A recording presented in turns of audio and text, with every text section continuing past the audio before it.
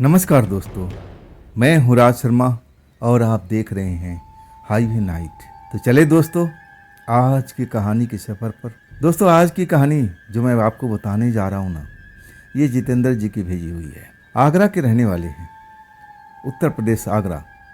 ये जो घटना उनके साथ में घटी थी 2005 की, तब वो आगरा में ही टैक्सी चलाने के काम करते हैं। अभी फ़िलहाल वो दिल्ली में रहती है, पूरा परिवार सही। तो चलिए देर नहीं करते हैं, इस कहानी को अब समझने की कोशिश करते हैं जितेंद्र जी की शब्दों द्वारा। दोस्तों वो रात तो मैं कभी भूल ही नहीं सकता हूँ। ऐसी वो भयानक रात मैंने आज तक नहीं देखी थी। मैं तो भूत प्रेत पर यकीन बिल्कुल नहीं करता था। मुझे नहीं लगता था कि भूत प्रेत अब होते भी हैं कि नहीं होते, मैंने कभी देखा नहीं था। हाँ, किस्से कहानियाँ तो मैं सुनता रहता था। मेरा जो काम था टैक्सी चलाने का, वो मैं करता रहता था, दिन में रात में, कभी कभी अब आधी रात भी हो जाती थी जब मैं घर लौटता था। अब ऐसा हमारा काम ही था। अब अपना काम से मैं पीछे कैसे हट जाता था। मुझे भी अपना घर का जीविका चलाना था। नया उम्र तो नहीं था, मैं करीब 30 साल का हो चुका था, शादीशुदा था, बच्चे भी थे, तो घर गृहस्थी तो चलानी ही थी। अगर मैं टैक्सी नहीं चलाता तो हमारे घर का अब कैसे काम चलता। लेकिन उन दिनों एक ऐसी जगह थी जहाँ से मैं कभी न कभी दिन में या रात में गुजरता था। वहाँ पर एक झंडा लगा हुआ था, लाल झंडा हनुमान जी का। मैं झंडे के बारे में कुछ लोगों से पूछा, ना तो वहाँ कोई मंदिर था, ना कुछ कोई मंदिर का स्थान। ये झंडा किसके लिए है? वहाँ एक चाय की दुकान थी। तब कहने लगा, भैया आपको पता नहीं है क्या, इस जगह पर ज़्यादा दुर्घटना होती है। कभी कभी तो दिन में हो जाती है और रात में तो होती रहती है। कई बार लोग जिंदा नहीं बचते हैं और कई बार जो भाग्यशाली लोग हैं वो जिंदा बच जाते हैं। लोगों का मानना है कि इस जगह पर कुछ न कुछ भूतिया शक्ति है जो यहाँ पर एक्सीडेंट कराती है। मैं अब चाय वाले की बात सुन करके मन ही मन मुस्कुराने लगा। ये कैसे कैसे अंधविश्वासी लोग हैं। अरे दुर्घटना तो कहीं भी हो सकता है, कहीं भी आप रहो, घर में रहो, आप चाहे रोड पर हो, चाहे पानी में हो, दुर्घटना कभी जो घटना है वो तो घट ही सकता है। मैं चाय वाले भैया से और जानकारी लेना चाहा और तब कहने लगा, भैया मैं तो कुछ ही दिन से यहाँ दुकान लगा रहा हूँ, मुझे इसके बारे में विशेष जानकारी नहीं है, लेकिन लोगों का कहना है कि यहाँ पर बजरंगबली का झंडा लग चुका है ना, तो अब यहाँ पर दुर्घटनाएँ नहीं होगी। लेकिन ऐसा नहीं था। मैं उस रोड से गुजरता रहता था, टैक्सी का हमारा काम ही था। मैं उस दुकान पर जब खाली होता था, कोई सवारी नहीं होती थी ना, तो वहाँ पर वो दुकान तो बंद हो चुकी थी, दूसरी दुकान थी, वहाँ पर मैं अब रुकता था, चाय पानी करता था। अब पूछता था कि यहाँ पर पिछले महीनों में कोई एक्सीडेंट हुआ, और तब वो मना कर देते कि नहीं भैया ऐसा नहीं हुआ। तब मुझे विश्वास होने लगा कि शायद अब ऐसा शक्ति है जो अब दुर्घटना को रोक सकती है। लेकिन मैं यकीन नहीं कर रहा था, मन में तो थोड़ा विश्वास जगा था। खैर अब उस रोड से आते जाते करीब 1 साल हो चुका था। जब मैं बीच बीच में रुकता था और पूछता था कि इस जगह पर कोई एक्सीडेंट हुआ, तब जो चाय वाले थे, दुकानदार थे, वो कहने लगे, भैया 2-3 बार हो चुका है। एक का तो जान चली गई है और एक तो अपाहिज हो चुका है, एक बच चुका है, मामूली सी चोट लगी है, लेकिन एक्सीडेंट होता था वहाँ पर। अब मैं उस जगह पर जांचता था, परखता था कि हाँ ऐसी क्या बात है, यहाँ तो अब बजरंगबली का झंडा भी लगा हुआ है, तब एक्सीडेंट तो नहीं होना चाहिए। ना तो वहाँ पर कोई तीखा मोड़ था, ना सड़क ऐसी थी, तो आखिर यह होता क्या था? ऐसा कौन सी शक्ति थी जो यहाँ एक्सीडेंट कराती थी? खैर उसके बाद 6 महीना और बीत जाता है। अब फिर मैं किसी से पूछताछ तो नहीं करता, अपने काम से मतलब रखता था, आता था जाता था, रात में आता था, लेकिन मैं होशियारी से अपना गाड़ी ड्राइव करता था, आराम से चलाता था, जल्दीबाजी में दिखाता नहीं था। एक रात मैं उसी रोड से और रात के टाइम आधी रात को सवारी छोड़ के निकल रहा था।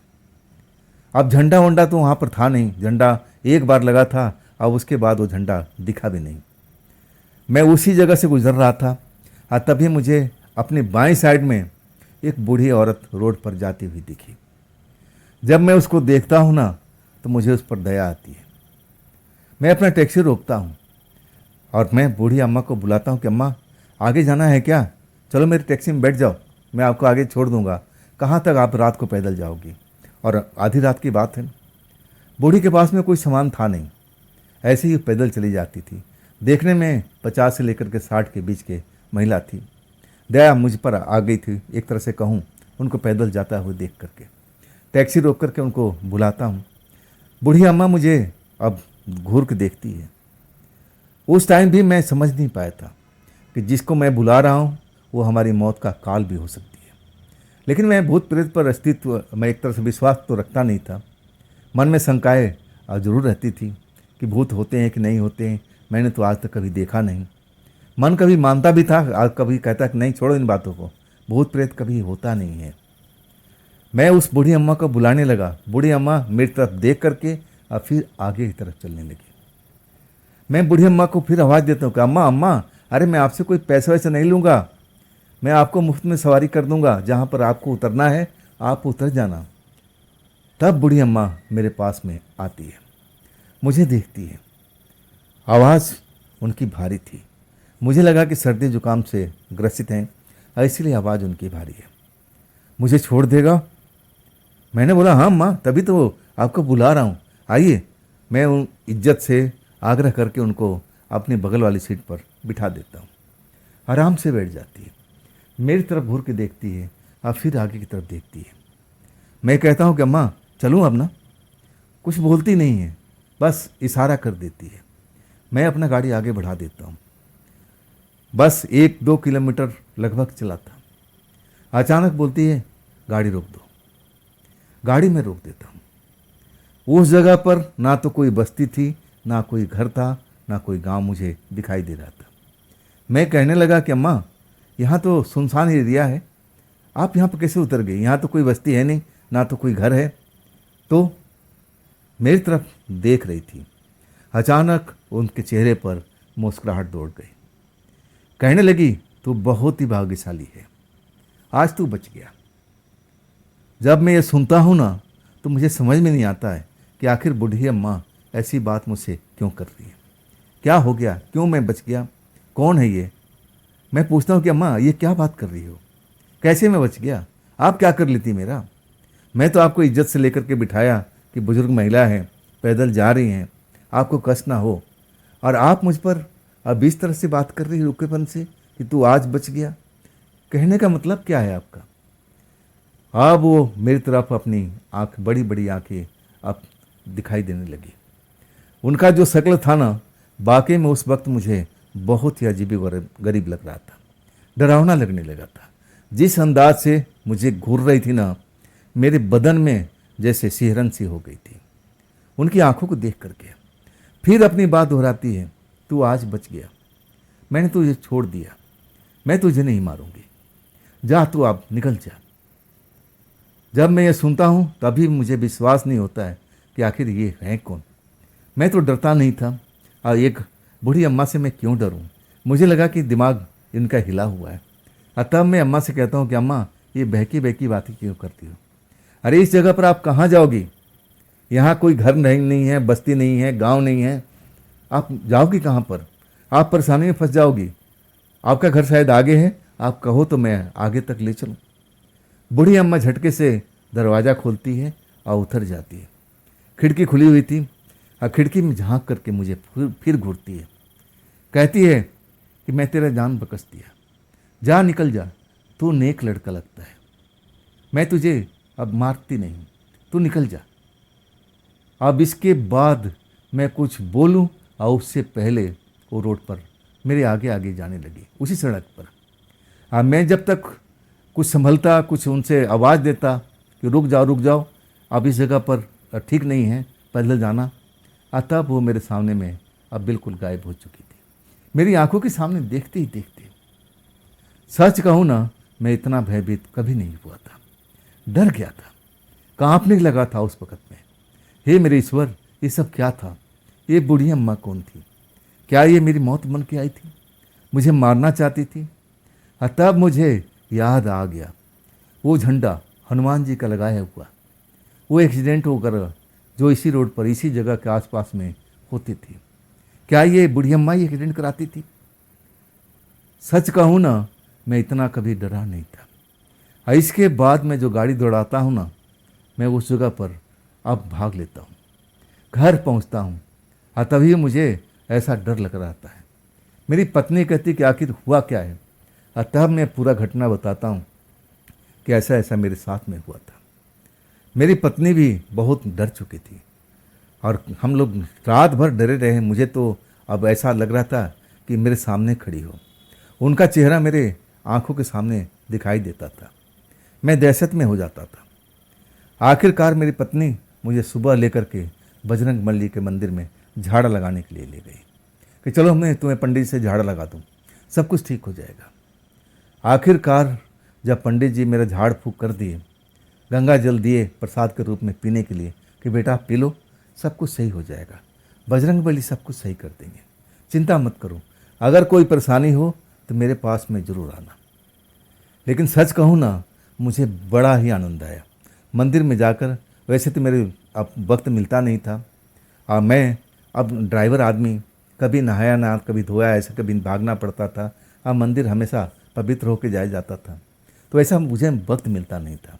अब मिलता भी था तो मैं नींद में होता था, आलकस भरी होती थी, नींद अपना पूरी कर लूँ। पहली बार मुझे उस मंदिर में जा कर के बहुत ही अच्छा लगा। और उसके बाद तो जब भी मेरे को फुर्सत मिलती थी, मैं पवित्र हो कर के अपनी पत्नी को ले कर के, बच्चे को ले कर के अब मंदिर में जाता था, कभी आरती में भाग लेता था। मेरी जो दिनचर्या थी ना, उसके बाद से बिल्कुल बदल गई थी। अब मैं भूत प्रेत पर यकीन करने लगा।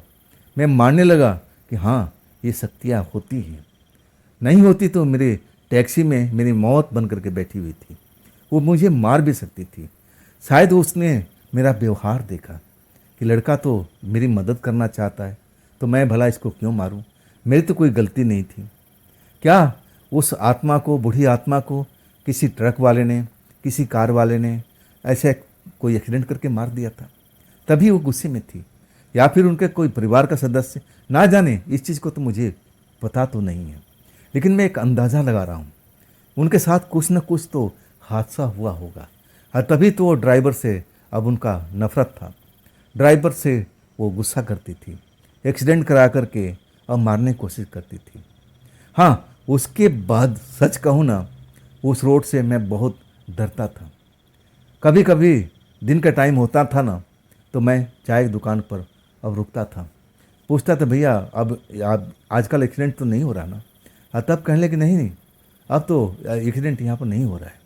और तब मुझे लगा कि मैंने शायद वो एक्सीडेंट को रुकवा दिया है।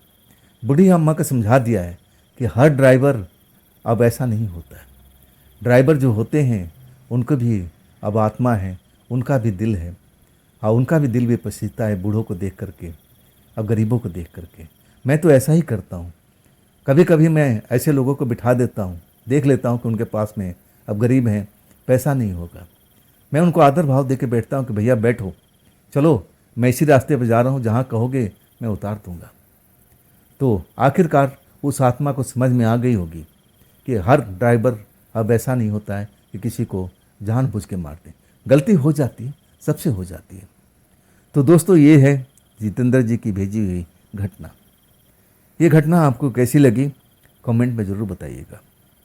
और दोस्तों, अगर आपके पास भी ऐसी कोई घटना है, कोई कहानी है जो आप मुझे बताना चाहते हो, तो आप मुझे इंस्टाग्राम पर मेरे व्हाट्सएप नंबर पर अपनी घटना को, अपनी कहानी को, अपनी आपबीती को आप मुझे शेयर कर सकते हो। और दोस्तों, ये भी चैनल आप ही का है, तो इसको भी अपना प्यार दीजिए, लाइक कीजिए, सब्सक्राइब कीजिए, शेयर कीजिए, हाइप कीजिए, अपने दोस्तों को शेयर करना ना भूलिएगा।